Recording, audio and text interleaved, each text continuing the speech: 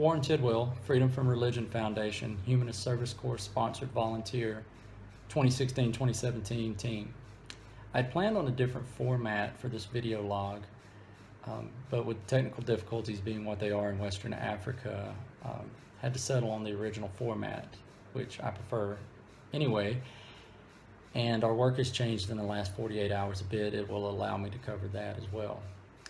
First, the really good news. In my time since our my last video log, 2 women have been returned to their original villages from Tidwell. Their names are Nadu and Azara. Nadu had been in the camp for 20 years. Azara had been in the camp for 21 years. After reintegration, we continue to do visits to ensure a safe transition of these women back into their villages. But for that to happen, there has to be rituals performed by the priest in the villages. Now, coming from where we come from is completely alien to what we know, but we have to work within the context of the culture. And in that context is the rituals that they consider purification of the women. These rituals are rather graphic, and I will describe them, so fair warning if you have a weak stomach. But the women are taken to a shrine in the middle of the village. They bring a chicken and a witness. The priest performs some sort of ceremony over the rocks in the corner and cuts the chicken's head, cuts its neck, and allows it to flop around on the ground. And depending on what position the chicken lands in, the gods have given their approval for the woman to be released from the camp. If the chicken lands with its feet in the air, then it is considered a successful purification ritual. If not, then of course the ritual has to be done all over. But once that is completed, the woman is free to leave. Now, all of this is the end result of a process of reintegration.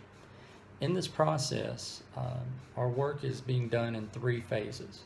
The first phase is creating youth campaigners in the village. Now, what that is the youth are recruited to be educated about witchcraft accusations and support the women when they return to the villages. The second phase of our work is livelihood options, or basically creating ways for the women who aren't being reintegrated to earn money. At this time, we are working on soap production and shea butter production for the women there. And of course, the third facet of reintegration is the most important, and that's the visits with the chiefs and the family members of the women who are accused.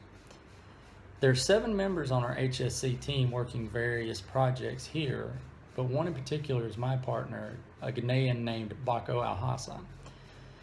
Bako and I have a very strong working relationship. We get along wonderfully, and we've become very close. You will hear a lot about Bako in future video logs. Yesterday, Bako and I traveled to Tidwell to begin the process of documenting the women in a database, their names, ages, stories, natures of the accusations, all of that. Our hope is that it will create a resource for us for our work moving forward. Bako and I did numerous interviews with the women, and among them was a woman named Fatima. Fatima is 86 years old and has been in the camp for 16 years. 16 years ago, she was accused of being a witch when someone in her village had died. At this time, her family's ready to welcome her home, but they don't have the money to build the accommodations for her to live in. There's a plot of land, but they need approximately $750 American to build the home for her to live in. So until that money is somehow raised, Fatima will continue to live in the camp.